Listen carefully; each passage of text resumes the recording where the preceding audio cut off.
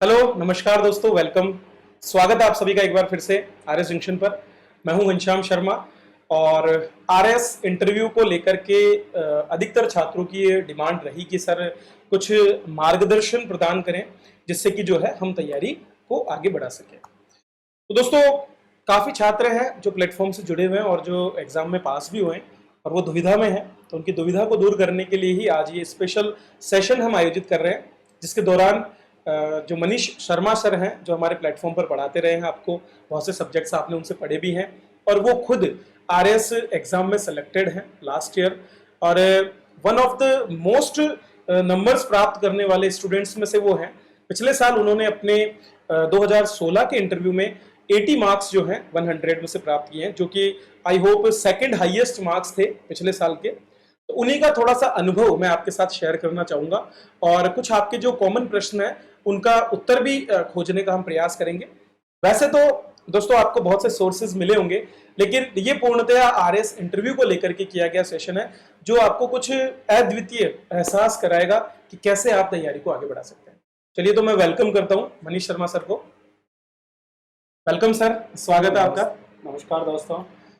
तो मनीष सर जो हैं आज हमारे साथ जुड़े हैं और आज की पूरी कक्षा के दौरान ये आपको कुछ टिप्स देंगे जिनसे आप अपने आरएस इंटरव्यू में बेहतरीन जो है प्रदर्शन कर सकते हैं, बेहतरीन नंबर प्राप्त कर सकते हैं। तो सर पहले तो थोड़ा सा अपना बेसिक बता दें कि किस तरह से आपने अपनी तैयारी को आगे बढ़ाया है और क्या क्या अभी तक आपका अचीवमेंट जो है आरएस की तैयारी में रहा है। तो देखिए, सबसे पहले तो दोस्तों मैं आप लोगों के साथ में शेयर करना चाहूँगा कि मैं आरएस में 3 बार इंटरव्यू दे चुका हूँ, 2012, 2013 और 2016 का। 2012 में जब 150 नंबर का हुआ करता था, तो उस दौरान 150 नंबर में से मेरे नंबर काफ़ी कम थे, लगभग 65 के आसपास। एग्जैक्टली मैं रिमेंबर नहीं कर पा रहा हूँ, लेकिन 65-68 काफी के कम आसपास। स्कोर हम मान सकते बहुत लगभग 50% से भी कम स्कोर था। ओके। जब 2013 का जब इंटरव्यू हुआ तो 2013 के इंटरव्यू में मेरे नंबर थे 49 ओके। और उसके बाद में 2016 के इंटरव्यू में मेरे 80 नंबर थे। तो सर 49 से 80 मतलब लगभग 31 नंबर का जंप। मतलब लोग सोचते हैं कि हम अगली बार के जो अटेम्प्ट है उसमें लगभग 10 नंबर बढ़ा लें, 5 नंबर बढ़ा लें, या फिर वो उम्मीद करते हैं कि हम 60 नंबर भी ले लें। तो क्या ऐसा कारण रहा जिससे आप 2013 के एग्जाम में जो है केवल 49 पर अटक गए और फिर उसके बाद अचानक से आपने 31 नंबर एक्स्ट्रा लेकर के और एक बहुत ही बेहतरीन प्रदर्शन किया। सर वही है कि जस्ट क्या होता है कि 2013 का जब मैं एग्ज़ाम्स दे रहा था और जब इंटरव्यू दे रहा था उसका, तो मैं काफ़ी झिझका हुआ सा था, मतलब, और डर लगता था। मैंने टेबलेट्स भी ली थी, मतलब ओके। है ना, डिप्रेशन रिलीज तो करने आप के लिए। अल्कोहलिक रहे उस दौरान, हाँ? दवाइयों के ये रूप में। मान लो कि हाँ, बस मैंने टेबलेट्स वगैरह ली। ओके। और एक होता है ना कि अपने हार्ट बीट्स बढ़ जाती है एग्जाम मतलब सुनते ही, इंटरव्यू का सुनते ही, और इंटरव्यू रूम के बाहर बिल्कुल हो। बिल्कुल सर, एड्रेनलिन बहुत ज्यादा। एक तो मैं जब जयपुर से अजमेर जा रहा था ना, तभी रास्ते में ही ले लिया था। ओके। और एक जो थी कि मैं जब इंटरव्यू रूम के बाहर था तब भी मैंने एक एक टेबलेट वहाँ पे भी ले ली थी, गोली लेके। ओके।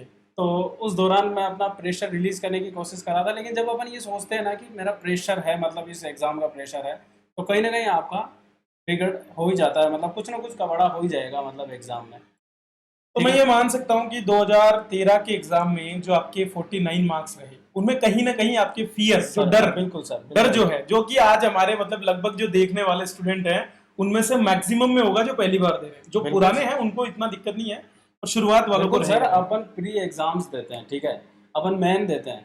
अगर हम बिना डरे और अपने आप पर बिलीव करते हुए देते हैं ना, तो मुझे लगता है कि अपन है ना 5 नंबर ज़्यादा ही लेकर आएंगे। ठीक है। और इंटरव्यू में फिर क्या, उस दौरान मेरी प्रिपरेशन भी इतनी कोई खास नहीं थी इंटरव्यू की। मैंने कोई, मुझे स्पेशली कोई गाइडेंस भी नहीं थी उस टाइम पे। नेट पे भी कुछ चीज़ें अवेलेबल नहीं होती थी। हाँ सर। आजकल तो नेट पे जी काफ़ी जी, कुछ बिल्कुल अवेलेबल बिल्कुल है बिल्कुल। और कई सारी साइट्स पे आपको गाइडेंस भी मिल जाती है। तो फिर क्या हुआ कि 2016 का जब इंटरव्यू देने गए ना, जी। तब मैं काफ़ी कुछ प्रिपेयर था। जो जो चीज़ें बताई गई थी उन चीज़ों को मैंने डिस्कस भी किया, अपने दोस्तों के साथ भी डिस्कशन हुआ। फिर जब मैं इंटरव्यू बोर्ड में पहुंचा तो मैं आपको एक बात बताऊंगा, 80 नंबर तो है, लेकिन मैं गुड मॉर्निंग करना भूल गया था, मतलब इंटरव्यू बोर्ड में, और जाके कुर्सी पर बैठ गया। तो वही डर वापस से तो शुरुआत में थोड़ा वो सा। तो शुरू में वो डर हो गया, जी लेकिन जी। बाद में जब उन्होंने मेरे से पूछा कि आप डर तो नहीं रहे हो कहीं पे और किसी प्रकार का मतलब कोई दिक्कत तो नहीं है ना, तो मैं माफ़ी भी मांगा कि सर मैं ये चीज़ भूल गया था, थोड़ा सा डर था। ओके। लेकिन बाद में मुझे कॉन्फिडेंस आया, उन्होंने पानी के लिए पूछा, मैंने पानी वानी भी पिया, तो इस तरीके से थोड़ा माहौल ठीक हुआ। फिर उन्होंने जो चीज़ें पूछी ना, फिर वो नॉलेज की जो परख ले रहे थे और नॉलेज के साथ साथ वो जो चीज़ें पूछ रहे थे, आपके व्यक्तित्व को परखना चाह रहे थे, तो जिस तरीके से माहौल बना। और सबसे बड़ी बात होती है कि अगर इंटरव्यू बोर्ड आपके अकॉर्डिंग चल रहा है, ओके। और एक दूसरी चीज़, अगर इंटरव्यू बोर्ड 2-4 बार हंस गया आपकी बातों पे, अच्छा। तो ये मान के चलो कि माहौल काफ़ी अच्छा है ना, और आप सेफ जोन में हो। मुझे बिलीव तो नहीं था कि 80 नंबर आ जाएंगे, है ना, लेकिन बाई गॉड मतलब आ ही गए। तो सर मतलब कुल मिलाकर के हमें प्रयास ये करने हैं कि वहां पर इंटरव्यूअर्स जो है वो आपके इंटरव्यू के बाद में प्रसन्न चित्त मुद्रा में रहे। वो इंटरव्यू का माहौल है ना, खिंचा नहीं होना चाहिए, मतलब सबसे मतलब बड़ी वो बात है। काटता समय नहीं वेट, मतलब जैसा कि वो समय काटने का प्रयास नहीं बस है। वो ना, उनको लगे कि इस बच्चे से और पूछ ले, मतलब और पूछ लेते हैं, तो वैसी चीजें होनी चाहिए इंटरव्यू में। नहीं सर, मैं अभी एक हाल ही में इंटरव्यू देख भी रहा था, तो वहां पर काफी टीचर्स को मैंने कोशिश की इस वीडियो को बनाने के पहले कि ज्यादा से ज्यादा उसके बारे में नॉलेज हम ले लें। तो मैं देख रहा था वहां पर एक जो है बहुत ही अच्छे टीचर है, उन्होंने कुछ बात कही भी थी कि इंटरव्यूअर जो है उसकी साइकोलॉजी, मतलब हमको उसकी साइकोलॉजी को अपने हिसाब से चलाना है। बिल्कुल। यहाँ पर ये नहीं है कि हम उनके हिसाब से खींचे चले जाएं, और कहीं पर ये नहीं है कि इंटरव्यूअर हम पर जो बॉल फेंक रहा है तो हम उसको हर बार डक कर दें। बिल्कुल। हमें शॉट मारना ही पड़ेगा। जब तक हम शॉट नहीं मारेंगे तब तक जो है हमारा इंटरव्यू बेहतर नहीं होने वाला। और वो हमसे कुछ नॉलेज लेने के लिए बैठे हैं वहां पर, हालांकि उनके पास बहुत कुछ ज्ञान है, लेकिन हो सकता है वो यही मान के चलते हैं कि शायद कुछ अच्छा इंटरव्यू जो हमारा स्टूडेंट है उससे निकल करके है। बिल्कुल सर, बिल्कुल, वो तो है ही। देखो, चलिए सर, तो शुरुआत करते हैं, ठीक है। और आज का हमारा जो टॉपिक है, तो सबसे पहले जो बात है, जो मैं बात करना चाहूंगा, जो लगभग शायद हर एक छात्र के मन में एक प्रश्न उठता है कि क्या हमें इंटरव्यू की भी तैयारी करनी चाहिए। ये एक बहुत कॉमन प्रश्न है, और हर लगभग छात्र जिसने मेंस पास किया है या जो आरएस बनना चाहता है वो बेचारा दुविधा में रहता है कि तैयारी करें या नहीं करें। बेसिक हमारे पास जो कुछ हमें पहले से आता है वो बता दे। तो क्या आप मानते हैं कि तैयारी का कोई महत्व है? वैसे तो आपके केस से मुझे लग रहा है कि तैयारी का बहुत महत्व है। बिल्कुल सर, तैयारी का महत्व तो होगा ही।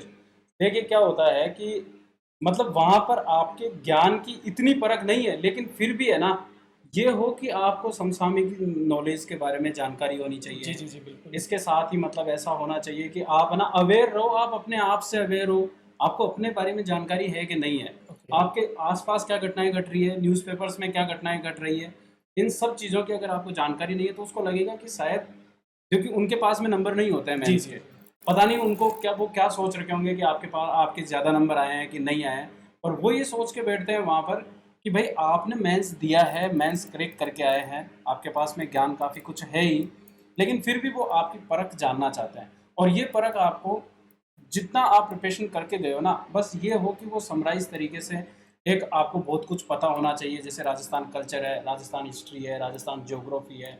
अच्छा, मैं अभी एसआई के इंटरव्यूज़ चल रहे हैं, ओके। तो उन इंटरव्यूज़ को देख रहा था मैं, कई सारे क्वेश्चंस में मतलब जुड़ा हुआ हूँ कहीं से, तो जी जी जी। उनमें कई सारे क्वेश्चंस ऐसे थे कि Rajasthan history, culture, geography, basically वो क्वेश्चंस पूछते हैं क्योंकि वो लोग है ना बिल्कुल जुड़े हुए हैं राजस्थान से। मतलब परिवेश का भी प्रभाव है, और इसके बिल्कुल साथ सर। साथ उनके पास कॉमन जो जानकारी है, जो हमारे जितने भी इंटरव्यूअर्स हैं तो उनके पास वही चीजें बेसिकली उनको पता है और उनमें वो पारंगत है, उस बिल्कुल हिसाब से वो बिल्कुल। प्रश्न पूछते हैं। अच्छा, ये भी जरूरी नहीं होता कि आप है ना हर क्वेश्चन का आंसर दो वहाँ पे, जी जी जी। है ना। कई बार ऐसा भी होता है कि आपको नहीं आता या कोई बहुत बेसिक सी चीज़ आप भूल जाते हो वहाँ पर, है ना, तो सॉरी बोलना भी एक वहाँ पर ऑप्शन होता है, आप आराम से हंस के सॉरी बोल सकते हो, और इससे उनको ये नहीं लग रहा है बिल्कुल भी कि आपको भाई कुछ आता आपको है, कुछ नहीं आता जी है, जी, मतलब बिल्कुल सर। क्योंकि उनको- ऑलरेडी आप एग्जाम क्लियर करके आए हो। बिल्कुल, हाँ। पर फिर भी जो भी बिंदु जो हमारे जीवन से जुड़े हैं, हमारे परिवेश से जुड़े हुए हैं, जहाँ हम बड़े हुए हैं, और ऐसी बहुत सी चीजें जो हमसे जुड़ी हुई है, हमारे व्यक्तित्व से जुड़ी हुई है, उन पर प्रश्न हमसे पूछे जा सकते बिल्कुल हैं। बिल्कुल हमारा सर। निवास हो, चाहे हमारा जॉब प्रोफाइल हो, हमारा कल्चर हो, और ये सारी चीजें जो हमसे जुड़ाव रखती है। और इसके साथ साथ जैसा आपने बताया कि समसामयिकी, वो बहुत इंपॉर्टेंट हो जाता है, क्योंकि आप अपने सामयिक मुद्दों से कितने अवेयर है, इसलिए मैं कहता हूँ आप करंट अफेयर्स देखा कीजिए, ठीक है। तो वो सारी चीजें जो है वो हमको कवर करना बहुत जरूरी है, ये आपका मानना है। बिल्कुल। तो नॉलेज वाली अगर हम बात करें, तो नॉलेज वाले मुद्दे में हमारा यही आता है कि जो है, तो इंपॉर्टेंस ऑफ नॉलेज है, लेकिन लिमिटेड मात्रा में है। अच्छा, मैं ये पूछना चाहूंगा कि आपके एकेडमिक्स की नॉलेज का कितना कुछ आपको तैयार करना पड़ेगा? सर बिल्कुल, वहाँ पे डिपेंड करता है, कई सारे क्वेश्चंस ऐसे उठते हैं। देखो, अगर मैं आपसे बात करूं जी कि आपने मान लो, एक मिनट है ना, आपने जैसे मान लो कि बीए किया है, ओके। और आपने बीए किया है जैसे हिस्ट्री से, ठीक है, और आपने बीए किया हिंदी लिटरेचर से, ओके। ओके। तो ये जरूरी नहीं है कि आप कंप्लीट मॉडर्न एंशियंट या आप मिडेवल हिस्ट्री पढ़ के जाओ पूरी और एकदम कंठस्थ करके जाओ। जी। कोई मैटर नहीं करता। यहाँ पर जरूरत इसकी होती है कि आपको उनकी एकदम वो डिमांड करते हैं इस चीज़ की कि आपको इतना तो पता होगा हिस्ट्री के बारे में कि भाई अच्छा एंशियंट हर्ष कौन था, अकबर कौन था, अकबर महान क्यों था। जी जी जी। अच्छा अकबर के काल के कोई 2 विद्वानों के नाम बताओ, 2 नवरत्नों के नाम बताओ। जी जी। बेसिक जानकारी हमें होनी चाहिए। जैसे ही हिंदी लिटरेचर की बात करें अगर मान लो अपन, तो कम से कम आपको ये पता होना चाहिए कि प्रेमचंद की कौन सी बुक्स है भाई। मतलब क्योंकि जो वो लोग हाँ, हिस्ट्री नहीं पढ़े हुए हैं, क्या पता वो पढ़े हुए हैं कि नहीं पढ़े, हम नहीं जानते। वो हिंदी लिटरेचर पढ़े हुए हैं कि नहीं पढ़े हुए ये नहीं जानते।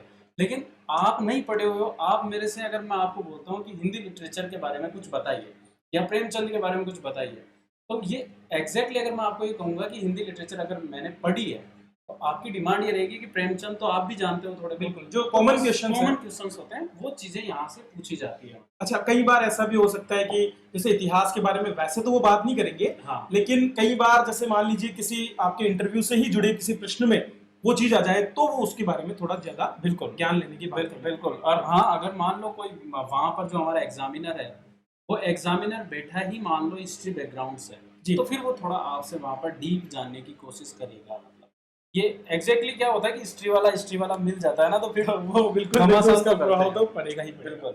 चलिए, तो अगले मुद्दे पर हमारे बढ़ते हैं सर हम। और अगला जो मेरा प्रश्न आपसे है वो कुछ कॉमन प्रश्नों के बारे में है कि जब भी आप इंटरव्यू दे रहे होते हैं तो दोस्तों आपके सामने सबसे बड़ी समस्या होती है कुछ कॉमन प्रश्नों को फाइट करने की, और उन्हीं कॉमन प्रश्नों पर हम सर का अनुभव लेना चाहेंगे कि कैसे तो उनसे पूछा गया और कैसे उन्होंने उसको हैंडल किया और कैसे हमको करना चाहिए, कुछ सावधानियां जिनको हमें रखना चाहिए और कुछ बातें जो हमें बतानी चाहिए, उन सब पर हम बात करेंगे। तो पहला हमारा जो कॉमन प्रश्न है वो आपसे जो पूछा जाता है इंटरव्यू रूम में घुसने के तुरंत बाद में, वो होता है कि स्वयं के बारे में बताइए।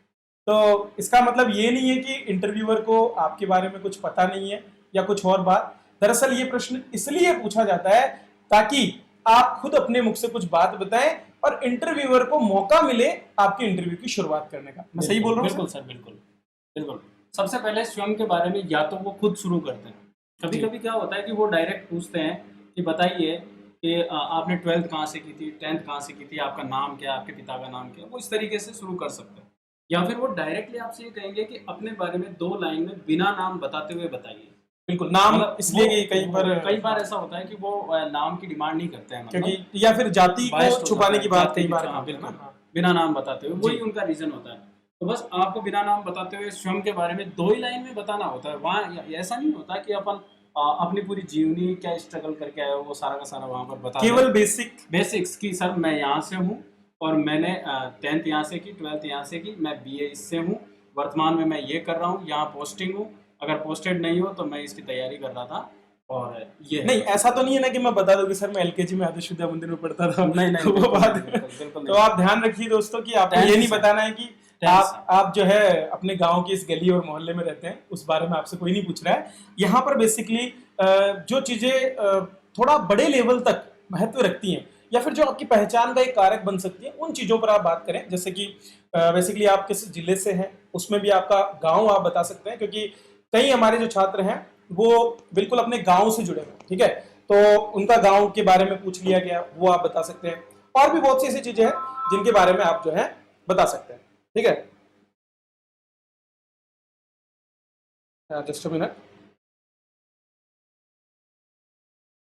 चलिए, तो सर बताएंगे आपको कि स्वयं के बारे में आपको क्या क्या बताना। बेसिकली सर थोड़ा सा बच्चों को भी इतनी चीजों को रखना चाहिए और इतनों को आउट करना चाहिए, वो आप बताएं। देखो, जब भी ऐसा क्वेश्चन पूछा जाए ना, 10th से शुरुआत करो जी। सबसे पहले तो शुरुआत करना है हमें कि आप कहाँ से हो। जी। ठीक है कि सर मैं यहाँ जयपुर से इस जगह से हूँ, ओके। और 10th मैंने यहाँ से की थी, 12th मैंने यहाँ से की थी, BA मैंने यहाँ से किया, MA यहाँ से किया, ओके। और उसके बाद में मैं इस प्रिपरेशन में लग गया, या फिर मैं वर्तमान में इस जगह पर पोस्टेड हूँ। ये बस ये जनरल स्वयं के बारे में इतना ही होता है। इससे ज़्यादा ना तो अपने गुण बताने ना अवगुण बताने। वो जब पूछे सब चीज़ें अपने आप को, एक तो क्या होता है, देखो इंटरव्यू की सबसे बड़ी बात होती है कि हमें ना एक्स्ट्रा वहाँ पर ज़्यादा कुछ नहीं बोलना, क्योंकि अगर हमने कुछ बोला और वो कुछ गलत क्वेश्चन उधर से उठ गया ना, तो हम बता नहीं बड़ी पाएंगे। दिक्कत क्रिएट हो जाएगी। सही है। तो इसलिए हमें लिमिटेड बोलना है, और इतना बोलना है कि आपका बैकअप प्लान जो है ना, कि जैसे मान लो आपने यहाँ बोला कि सर मैंने विवेकानंद स्कूल से है ना, 10th की थी। ओके। तो आपको ये पता होना चाहिए कि विवेकानंद जी कौन थे, इनके बारे में जानकारी होनी चाहिए, क्योंकि उनके दिमाग में आ चुका है। मतलब अब जैसे ही आपने बोला विवेकानंद, तो फिर विवेकानंद उनके दिमाग में आ गया, अब वो यहाँ से क्वेश्चन जरूर उठाएंगे आपसे। तो मतलब कोई भी आपके कॉलेजेस के नेम हो गए, बिल्कुल। आपका खुद का नाम, आपका बिल्कुल परिवार, सर, आपके बिल्कुल खास करके पिताजी का व्यवसाय क्या हो गया, हाँ। और उस व्यवसाय से जुड़े हुए विभिन्न स्थिति आर्थिक हमारे देश की, राजस्थान की खास करके हम फोकस करते हुए चले। बिल्कुल सर। ये सारे बिंदुओं पर हमें यहाँ पर फोकस करना है। बिल्कुल सर। चलिए, तो अगले प्रश्न की तरफ हम बढ़ते हैं, और जो हमारा अगला कॉमन प्रश्न आता है वो दोस्तों आपका आता है कि आप जो है आरएस क्यों बनना चाहते हैं। ठीक है, तो आप आरएस क्यों बनना चाहते हैं, इस चीज पर भी जो है हम सर से बात करेंगे। और ये प्रश्न लगभग मानकर जाना जाता है कि सबसे टिपिकल प्रश्न है। ठीक है, तो बताइए सर कि क्या ऐसी चीज है जो इसका जवाब जो है सबसे बेहतर दे सकती है, या फिर हमें किन किन चीजों का ध्यान रखना चाहिए जब हम इसका जवाब दें। क्योंकि ज्यादातर कॉमन जवाब जो है ना, आप कहीं भी देखेंगे तो हर कोई बंदा समाज सेवा की तरफ बहुत ज्यादा भागता है कि नहीं, बिल्कुल, बिल्कुल। मैं तो वही जो है पूरा डिवोटेड हूँ, और मेरा तो सपना यही है कि मैं समस्त अपना जीवन न्योछावर कर दूं। बिल्कुल तो सर। क्या वो आदर्शवादी बनना यहाँ उपयुक्त होगा? नहीं, बिल्कुल नहीं सर। देखिए, सबसे पहली बात होती है हमें आरएस के काम को समझना होना चाहिए जी। क्योंकि आरएस का काम क्या होता है, अगर वो पता है तो शायद आपका आंसर थोड़ा ठीक ढंग से प्रिपेयर हो जाएगा। ओके। दूसरी चीज, यहाँ पर एक तो काम इसका पता हो, दूसरी बात ये हो कि आप वहां पर अगर ज्यादा आदर्शवादी बनने की कोशिश करोगे तो वो उनको पता है। जी जी। ठीक है कि आप ज्यादा आदर्शवादी बन रहे हो। कि मेरा तो बचपन से ही सपना था, जब पैदा हुआ था तो मेरे माँ बाप ने मेरे कान में आरएस बोला था, तब से ही मैंने समझ लिया था। तो ऐसा कुछ आपको बनने की आवश्यकता नहीं है। दूसरी बात, इतना भी आप लोअर लेवल पर मत जाओ कि आप इसके योग्य ही ना रहे। इतनी भी ईमानदार मत बनो कि मान लो आप ये कह दो कि सर मुझे तो मतलब बनना नहीं था एग्जैक्टली, मैं तो बस प्रिपरेशन करता करता पहुंच गया हूँ यहाँ पर, है ना, बिना और लक्ष्य मेरा के आप ट्रैक हो, तीर बस मार मैं रहे आ हो, गया। काम नहीं होना चाहिए। ऐसा भी नहीं, तो वो उनको लगेगा कि ये मतलब जस्ट है ना एक अंधेरे में तीर मारने वाले लोग हैं।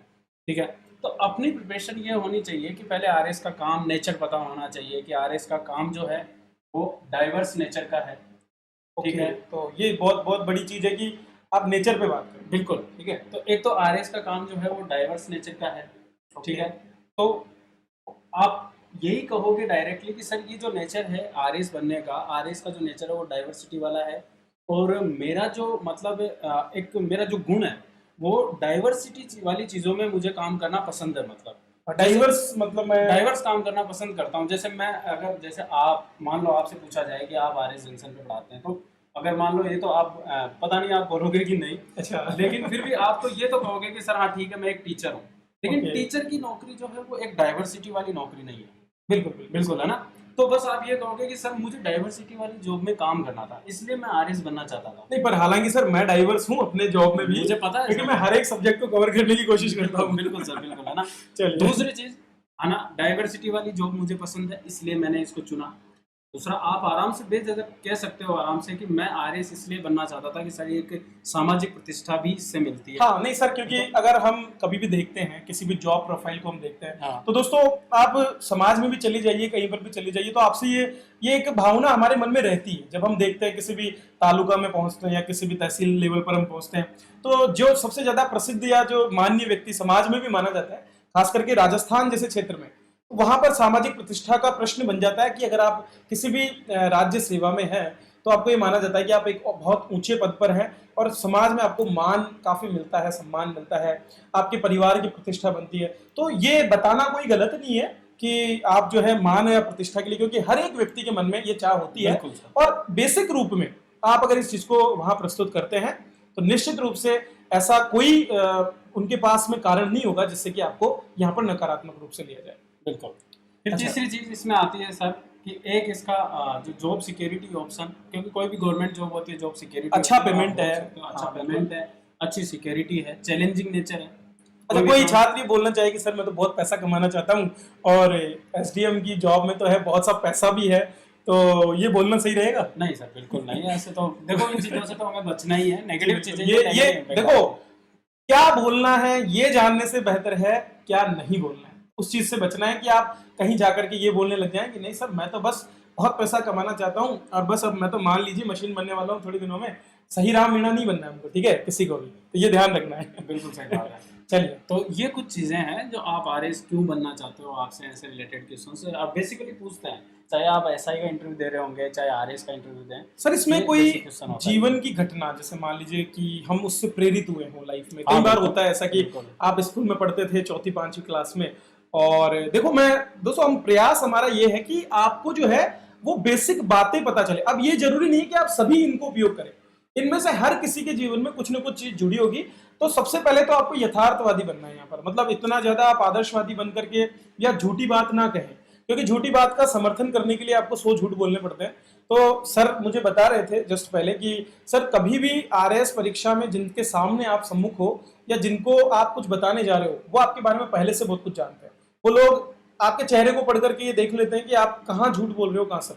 तो ध्यान रखें कि हम जो बात बोल रहे हैं उसमें थोड़ी सी सच्चाई भी होनी चाहिए, सत्यता होनी चाहिए, ताकि जैसे मान लीजिए उदाहरण के लिए बात मैं करूं कि मैं अगर बोलता हूं कि सर मुझे जो है किक चाहिए, किक नहीं बोलूंगा मैं उसको, हम बोलेंगे मुझे चैलेंजिंग जॉब हमेशा पसंद है, या मैं हमेशा अपने जॉब में जो है परिवर्तन चाहता हूँ। और चूंकि डाइवर्स नेचर का सर ने बताया तो मैं बोल सकता हूँ, क्योंकि अभी मेरा जो पिछला बैकग्राउंड है, जैसा कि मैंने अपने जीवन के जो 8 साल पिछले दिए उनमें मैंने अलग अलग पदों पर काम किया है, उस हिसाब से मैं इस चीज को बोल सकता हूँ। तो निश्चित रूप से सर आप भी मानते होंगे इस चीज को बिल्कुल सर, कि आपके अगर तथ्य हैं तब आप बोले, तथ्य नहीं है तो आप नहीं बोले, ये ध्यान रखें। चलिए, और कुछ बात इसमें आप बताना चाहेंगे, आरएस क्यों बनना चाहते हैं मैं?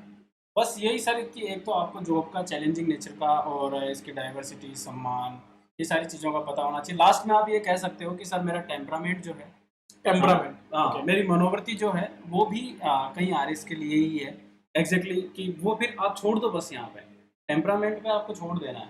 उससे क्या होता है कि वो आपसे पूछेगा कि क्या टेम्परामेंट है आपका, और यही उसका आगे का क्वेश्चन रहेगा, इसी पे आपका इंटरव्यू थोड़ा और बढ़ जाएगा। तो टेम्परामेंट में फिर आप बताओ कि सर जैसे मैं उत्तरदायित्वपूर्ण काम करना पसंद करता हूँ, काम का उत्तरदायित्व लेता हूँ, जी। ये काम बोल सकते हो।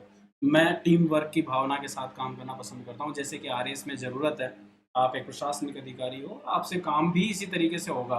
तो जब मतलब तक आप बिल्कुल सूट करते हैं उस ढांचे में हाँ वैसा, जो कि आरएएस बिल्कुल परीक्षा के लिए बिल्कुल बना हुआ है। तो ये आप तो इस तरीके से यहाँ पर आप अगर टेम्परामेंट पे ले जाओगे ना, तो यहाँ से एक क्वेश्चन आपका कम हो जाएगा। वो ये पूछेगा कि आपको क्यों चुने, और हो सकता है अगर मान लो वो आपसे क्वेश्चन पूछता है हाँ, कि नेक्स्ट क्वेश्चन हमारा वही है सर कि आपको क्यों अच्छा, चुने। तो आपसे क्यों चुने, तो आप बस यही बताओ कि सर मैं टीम वर्क की भावना के साथ काम करता हूँ, मेरा टेम्परामेंट जो है, मैं उत्तरदायित्व की भावना के साथ काम करता हूँ हमेशा। मैं ये कह सकता हूँ कि जैसे कि सर जो आरएएस अधिकारी में कुछ गुण होने चाहिए, मतलब वो जो सारे गुण, मतलब जो हमने एथिक्स में पढ़े वो। बिल्कुल बिल्कुल, प्रतिबद्धता, उत्तरदायित्व, ये सारी चीज़ें जो हमारे पास में है, और मैं भी इन चीज़ों को कहीं ना कहीं मेरे पास में एक गुण है। अच्छा, मुझे भी सर कुछ पॉइंट्स याद आ रहे हैं इसको देख करके। अच्छा, हम ये जो जैसे ऑब्जेक्टिविटी, ये कितना रोल करती है, वस्तुनिष्ठता होना, क्योंकि हमारे इसमें काम करने वाले हैं, तो दोस्तों ऐसा तो है नहीं कि आपके मिलने वाले ही आपके पास काम कराने आएंगे। अलग अलग वर्ग अलग अलग तरीके की समस्याएं लेकर के आएंगे, और ऐसी परिस्थिति में हमको बहुत ही ज्यादा तटस्थ रह करके काम करना पड़ता है। हम प्रभावित ना हो, हमारे जो निर्णय हैं वो प्रभावित ना हो, इस तरह के गुण हम में होने चाहिए। इसी तरह से कुछ और बातें जैसे जो मैं अभी तक समझ पाया हूँ इसके बारे में, हार्ड वर्क, हाँ मतलब आप मेहनती हो, वो भी बहुत जरूरी है। आप प्लानिंग के साथ काम करते हो, ये भी बहुत जरूरी है, और इसके साथ साथ स्मार्ट वर्क आप करते हो, क्योंकि हार्ड वर्क ही सब कुछ नहीं हो सकता है आज के समय में, जहां पर आरएस जैसे जो एक जॉब है उनमें बहुत ज्यादा जिम्मेदारियां हैं, क्योंकि राज्य धीरे धीरे कल्याणकारी हो रहा है, हमने इस बारे में पढ़ा भी है।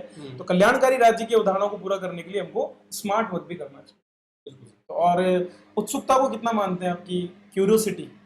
क्यूरियोसिटी होना जरूरी है तभी जाकर के आप कुछ नया, आप एक प्रशासनिक अधिकारी होने के नाते आप कोई भी नयापन लाओगे, नहीं तो वो बेसिक जो ढर्रा चल रहा है, मतलब समाज का जो प्रशासन का ढर्रा, आप उसी में ही काम करोगे। जी और जी, अगर आप उत्सुक रहोगे तो शायद नवाचार वहाँ पर बहुत बेहतर तरीके से हो सकेंगे।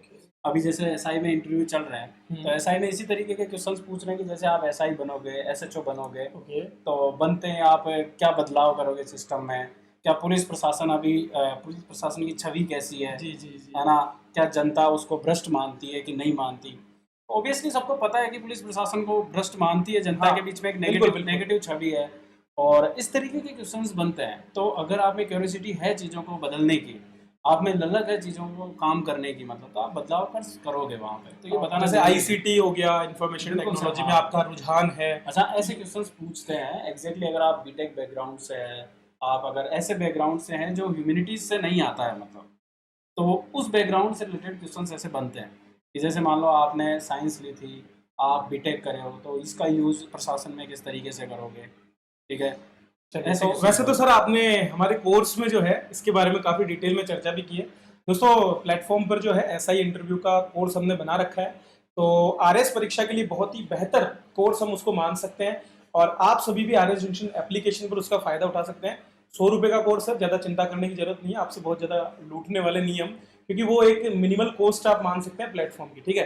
तो वहां पर आप उसको ज्वाइन कर सकते हैं। अच्छा सर, एक और अंतिम जो प्रश्न मेरे को जो दिखता है वो ये है कि कई बार आपसे आपकी कमियां और गुण पूछे जाते हैं, बिल्कुल तो हम ये निर्धारण ही नहीं कर पाते कि हमें अपनी कौन सी कमियां बतानी है, कौन से गुण बतानी है। एक समस्या की तरह बच्चे लेते हैं अपने लिए कि सर कमियां बोले तो क्या मैं सिगरेट पीता हूँ सर, या फिर बोल सकते हैं कि मैं तो सर गुस्सा आ जाता तो फोड़ देता हूँ सबको। ऐसी बातें तो नहीं करनी है ना। नहीं, हमें एक्सट्रीम कमियां नहीं बतानी। कई बार ऐसा होता है कि हमारी वो कमियां जो कई बार प्रशासन के लिए नुकसानदायक भी होती है, ओके, दूसरों के लिए भी नुकसानदायक होती है, उन कमियों से हमें थोड़ा बचना बचना है ना। है ना। चाहे आप में लाख कमियां होगी, आपको पता होगा उस चीज़ का। पहली बात तो इंसान को कई बार अपनी कमियों के बारे में पता नहीं होता है, जी जी वो बिल्कुल। समझता है कि मैं परफेक्ट हूँ। लेकिन फिर भी अगर कोई कमी ढूंढो तो ऐसी कमी ढूंढो जिससे आपका भी फायदा हो, नहीं हो तो बना लो। मतलब व्यक्तिगत स्तर की नहीं, हो, बना सामाजिक लो। स्तर पर आप परेशानी मना नहीं नहीं कर हो। सकते कि सर मेरे में कोई कमियां ही नहीं है, मतलब। हाँ, क्योंकि हम भगवान नहीं हो सकते, हाँ, इसलिए। तो आप बना लो। आप नहीं समझ पा रहे हो तो कुछ कमियां आप नोट कर लो कि मुझे, जैसे कि सर एक तो मेरा जो काम है, मैं जो जब भी काम करता हूँ तो मैं थोड़ा संवेदनशील होकर काम करता हूँ। ओके। संवेदनशीलता एक मेरी कमी है। कई बार इसकी वजह से मुझे थोड़ा नुकसान हो जाता है, संवेदनशीलता की वजह से। संवेदनशीलता मतलब जैसे कि हाँ, किसी के प्रति बहुत ज्यादा बहुत दर्द को ज्यादा देख करके ऐसा बहुत दुखी ज्यादा सा हो जिसमें जाना। आप, हो सकता है कि कई बार ऐसा भी हो जाता है कि आप ना नियमों को भूल जाओ और उसके उद्धार के लिए काम करने लग जाओ, और वो प्रशासन में वो बिल्कुल भी प्रशासन में चलेगा नहीं। बिल्कुल, वो तो जरूरी ये है, कमी जरूरी है, ये कमी होना चाहिए, लेकिन ज्यादा नहीं होनी ज्यादा चाहिए, नहीं होनी चाहिए। तो लिमिटेड बस आप यहाँ कह सकते हो कि कमी है, लेकिन सर मैं इसको सुधार करने का प्रयास कर रहा हूँ। दूसरा, जैसे आप ये बता सकते हो कि सर जैसे मैं शेड्यूल्ड तरीके से कई बार काम करते हुए है ना, काम में डिले कर देता हूँ। अब देखिए, शेड्यूल तरीके से काम करना जरूरी है प्रशासन में। जी बिल्कुल। क्यों? क्योंकि आप प्रोसीजर से काम करोगे तो अगर अच्छा करोगे तो डिले भी होगा, लेकिन बिल्कुल। डिले होना एक कमी है। तो ये डिले नहीं होना चाहिए, नहीं मतलब होना मैनेज नहीं चाहिए। कर पा रहे, तो मैं बैलेंस नहीं कर इसको पा रहे। मैनेज करने की कोशिश कर रहा हूँ। कमी है, लेकिन अच्छी वाली कमी है, ठीक कुछ है। व्यक्तिगत कमियां बता सकते हैं, जैसे कि कोई भी व्यक्तिगत कमी, जैसे कि मान लो कि मैं थोड़ा देर से सोता हूँ, जल्दी उठता हूँ, ये भी बता हाँ, सकते, इस बिल्कुल तरह की चीजें भी बिल्कुल। बता जैसे सकते हैं, आप बता सकते हो कि मैं क्योंकि इससे किसी को नुकसान नहीं है। हेल्थ रिलेटेड इश्यूज पर थोड़ा सा कम फोकस करता हूँ, है ना, जो कि मेरी एक बड़ी कमी है, और इसकी वजह से कई बार मुझे ही इसका नुकसान उठाना पड़ता है। पर उसके लिए आपको जो है थोड़ा सा मैं इसको थोड़ा इसको सुधार करने की कोशिश कर रहा हूँ, जी। ठीक है। साथ ही सर जैसे कई बार ऐसा होता है कि थोड़ा मतलब टाइम नहीं दे पाता हूँ वर्क के चक्कर में घर पर, तो थोड़ा मेरा फैमिली के साथ, मतलब आप जॉब में ही इतने ज्यादा डूब जाते हैं, हाँ। या काम कर्म कह सकते हैं हम कि वर्क एल्कोहलिक उसको बोल सकते हैं, बिल्कुल, बिल्कुल। कि काम के प्रति आप बहुत ज्यादा जुनून है आप में और सारा सब कुछ। हालांकि देखिए, काम के प्रति जुनून होना बहुत जरूरी है। आरएस जैसी परीक्षा की बाद में आप जब जाएंगे तो आपके पास इतने काम होंगे कि आपको समय ही नहीं मिलेगा, लेकिन इसके साथ साथ उसको आप कमी के रूप में दर्शाते हुए आप दरअसल अपनी गुणों को ही बता रहे हैं कि मैं जो है प्रशासन के लिए काम करने के लिए पूरी तरह से तैयार हूं। डेडिकेट हूँ, और साथ ही मैं बैलेंस भी बनाना चाहता हूँ फैमिली के साथ, वो भी जरूरी है। तो सर, ये कुछ बेसिक हमारे प्रश्न थे जिन पर हमने चर्चा की, और जो तैयारी कर रहे हैं उन छात्रों के लिए आप क्या कहना चाहेंगे? अपने कुछ अंतिम ऐसी बातें जो कि उनको बहुत ज़्यादा ध्यान रखनी है और उसके हिसाब से उनको फोकस करना है, तो वो आप बताएं। देखो, मैं तो यही कहूँगा, जो अभी इंटरव्यू की तैयारी कर रहे हैं वो अपने न्यूज़पेपर्स पे जो आपके आसपास घटनाएं घटित हो रही है उन पे एक अपना जो एक टेम्परामेंट होता है, आपका जो सोचने की क्षमता होती है, उसको थोड़ा सा डेवलप करना होगा बस, है ना। और उसको एक आदर्श तरीके से, जिस जॉब की आप प्रिपरेशन कर रहे हो उसमें क्या डिमांड है, कौन बंदे जाएंगे। दूसरी चीज़, जिस जॉब के बारे में आप जा रहे हो उस जॉब के बारे में पता होना चाहिए। आरएस अधिकारी का क्या काम होता है, इन चीज़ों को आपको पता होना चाहिए। और फिर भी मतलब हो सकता है कि आपका सिलेक्शन ना हो, है ना, तो दुखी होने की कोई आवश्यकता नहीं है। वो हम इंसान के बच्चे हैं, कर्मण्येवाधिकारस्ते मा फलेषु कदाचन। बिल्कुल हम इंसान के बच्चे हैं। संघर्ष करना हमें पहले से ही प्रकृति ने प्रदान किया है, जी मतलब जी। जो भी जीव है संघर्ष करेगा ही, ठीक है। और जो लोग अभी तैयारी नहीं कर रहे हैं और ये इंटरव्यू देख रहे हैं और तैयारी का मानस बना रहे हैं, या प्री एग्जाम्स दिए हैं या मेंस में फेल हो गए हैं, उन लोगों को भी मैं यही कहूँगा कि नेगेटिव अपने आप को कभी मत होने दो। कई बार चीज़ें ऐसी होती है कि जो हमारे मतलब बस की नहीं होती है। कई बार एग्ज़ाम डिले हो जाता है, कई बार हम खुद उसमें इन्वॉल्व नहीं होते लेकिन ज़बरदस्ती इन्वॉल्व होना पड़ जी, जी, जाता है। बिल्कुल, बिल्कुल। तो ये चीज़ें आपके पास में चलती रहेगी और इसे ही जीवन का संघर्ष बोलते हैं। ठीक है, आप सोचो कि संघर्ष कुछ और होता है, यही आपका संघर्ष है। और जब इन संघर्षों से बाहर निकलोगे जब आप, और जब आपको रिजल्ट मिलेगा, चाहे 6 साल लग जाए, 5 साल लग जाए, 4 साल लग जाए, लेकिन रिजल्ट मिलेगा तो उससे बड़ी खुशी आपको कभी नहीं मिल सकती। ठीक है, नहीं तो सर, आप लगे इस रहिए। बारे में आज सुबह की कक्षा में कह भी रहा था कि जो है ब्रह्मार्पणम अर्थात अर्पण करना भी ब्रह्म है। हवि, ब्रह्मार हवि मतलब जो हवि अर्थात जो आहुति हम डालते हैं वो भी ब्रह्म है। ब्रह्माहुतम, और इस तरह से मैं बात कर रहा था कि हमारा हर कर्म ब्रह्म हो जाए तो हमारा जो फल होता है वो भी ब्रह्म ही होता है। बिल्कुल। तो इसी तरह से आपका जीवन ही आरएस मय हो जाना चाहिए। अगर आप उस तरह से काम कर रहे हैं, आप अपने लक्ष्य के प्रति पूरे जो है दृढ़ प्रतिज्ञ हैं, और आपको भी अर्जुन की तरह चिड़िया की ही आंख दिखाई देती है, तो निश्चित रूप से दोस्तों आप अपने लक्ष्य तक पहुंचोगे। सर ने अपने जीवन में बहुत कुछ संघर्ष किया भी है, सुधार भी किए हैं दोस्तों, पिछले 5-6 सालों से लगे हुए हैं, और मान सकते हैं कि दोस्तों अंतिम परिणाम हमारे हाथ में नहीं होता। सर पिछले साल 616 रैंक रहे, और उसके बाद में देखो मैं भी इनसे प्रेरित हूँ। मतलब जब मैंने अपनी तैयारी शुरू की थी तब तक मुझे इसका ABCD भी नहीं आता था, और जब पहले व्यक्तित्व जो कि RS की तैयारी कर रहे थे वो दरअसल मनीष सर ही थे, जिनसे मैंने प्रेरणा पाई, और उसके बाद में हमने ये प्लेटफॉर्म भी शुरू किया और आज हम सक्सेसफुली आगे बढ़ते जा रहे हैं। तो वही चीजें दोस्तों आपको भी अपने जीवन में वो एक निरंतरता लानी पड़ेगी, डेडिकेशन लाना पड़ेगा, और कर्मठ होकर के काम करना पड़ेगा, जिससे कि आप अपनी सफलता के सबसे ऊंचे शिखर पर पहुंच सके, अपना सबसे अधिक पोटेंशियल को ला सके। बिल्कुल। तो बहुत बहुत धन्यवाद सर आपका हमारे साथ जुड़ने के लिए। बिल्कुल। इसी तरह से हमारे छात्रों का मार्गदर्शन करते रहें। Thank you.